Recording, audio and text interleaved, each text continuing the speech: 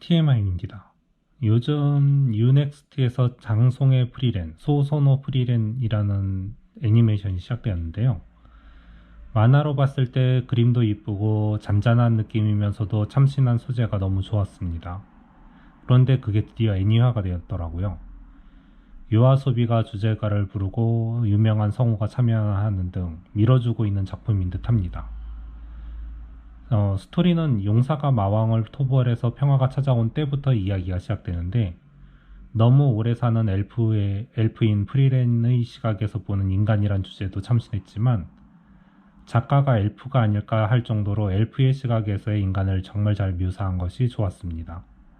기회가 되시면 꼭 보시기 바랍니다.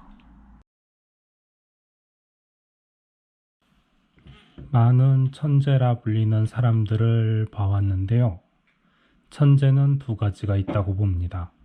하나는 노력하는 것이 겉으로 드러나는 천재와 또 하나는 보이지 않는 곳에서 노력하는 천재. 전자는 자기가 노력하고 있다는 것을 과시하거나 그냥 주구장창 열심히 하는 사람입니다. 많은 사람은 이를 천재라 부르지 않고 열심히 노력하는 노력가라고 부르죠. 이 사람들은 자신이 말을 하고 그 말을 지키기 위해서 모든 힘을 쏟는 타입입니다.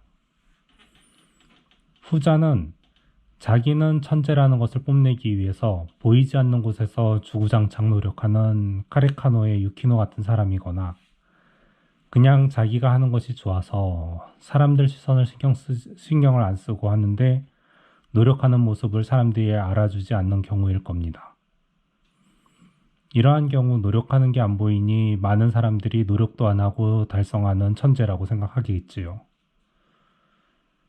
우리들이 흔히 말하는 사람들이 있죠. 김연아 씨는 노력 없는 천재였을까요? 아니면 호나우드나 베컴은 노력 없는 천재였을까요? 제3자는 그냥 노력하는 모습을 봤거나 못 봤거나 차이지, 노력의 양은 과히 천재적이라 하지 않을 수 없냐는 게 제 생각입니다. 이 두 천재를 보면 노력하는 모습을 봤거나 못 봤거나의 차이이지, 노력의 양은 과히 천재적이라 하지 않을 수 없냐라는 게 제 생각입니다.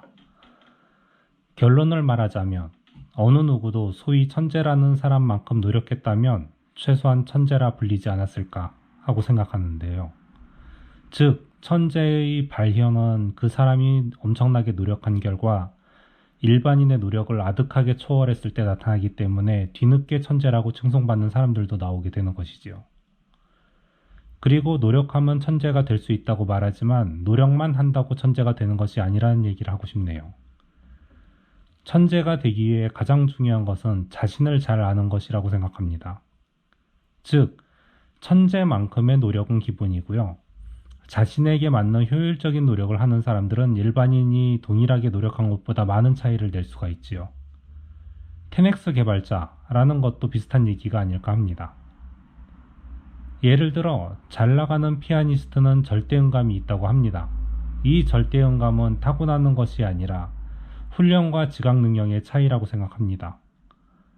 대부분의 천재라 불리는 사람들은 피를 타고난 것보다는 그 부모의 환경 때문에 어릴 때부터 단련된 감각 능력 때문일 겁니다. 천재는 20kHz 밖의 소리를 듣거나 19.01kHz와 19.02kHz를 구분한다거나 하는 게 아니라 유사한 음을 질리도록 들어서 조금 더 미세하게 구분하는 방법을 남들보다 빨리 캐치하는 것이라고 생각합니다. 거기에 어릴 때부터 자신을 단련하게 된다면 자신도 모르는 사이에 천재의 경지에 오르게 되겠지요. 특히 어릴 적은 대부분 시간을 보내기만 합니다. 때문에 어릴 때의 발전 속도는 성인의 발전 속도에 비해 크게 느껴지는 것이지요. 어른이 되면 다들 열심히 하는 사람들 사이에서 비교를 당하지만 어릴 적에는 아무것도 안 하는 어린애와 먹고 자는 것 빼고 무언가 종일 집중할 시간이 있는 애의 차이가 되니까요. 그래서 절대 미각도 마찬가지고 절대 후각도 마찬가지라고 생각이 됩니다. 공부를 잘하는 천재는 제가 전에 남긴 뇌과학 이야기에 따르면 단위 시간당 뇌세포의 데이터를 남기는 방법을 잘 아는 것이지요. 이건 사람마다 남기는 방법과 남기는 요령이 다르기 때문에 누가 이게 잘 돼 라고 해서 모든 사람에게 적용되는 암기법이 아닌 것입니다. 즉, 천재는 자신의 신체를 정말 잘 아는 것에서 시작한다는 것이겠지요. 이 고찰에 대해서는 뇌과학자들이 말하는 남자 뇌와 여자의 뇌의 차이라는 내용으로 다음번에 또 올려드리겠습니다. 이제 슬슬 결론이 나오겠죠? 그럼 천재는 누구나 될 수 있을까요? 그렇죠. 천재는 주변 환경과 교육, 그리고 자신을 얼마나 아느냐, 여기서 나온다고 생각됩니다. 이 부분은 살만 칸 아카데미의 창시자죠. 살만 칸의 연설에서도 나오듯이 적성을 아는 빠름과 느림의 차이만 있을 뿐 누구나 일정 궤도 이상 올라갈 수 있고 오히려 늦게 출발한 천재들도 나오고 있다고 합니다. Group of kids who've raced ahead, and there's a group of kids who are a little bit slower. And in a traditional model, if you did a snapshot assessment, you say, oh, these are the gifted kids, these are the slow kids. Maybe they should be tracked differently. Maybe we should put them in different classes. But when you let every student work at their own pace, and we see it over and over and over again, you see students who took a little bit extra time on one concept or the other, but once they get through that concept, they just race ahead. And so the same kids that you thought were slow 6 weeks ago, you now would think are gifted. 그리고 내가 가르친 학생들 속에서도 스스로 바보라고 생각했던 사람들이 자신의 능력을 늦게 알아가며 노력해 가서 천재성을 보이기 시작하는 것도 봤습니다. 즉, 우린 누구나 천재가 될 수 있음에도 스스로를 죽여가며 시간을 뭉개고 있지 않은지 자신에게 물어봐야 해야 하지 않을까요? 끝.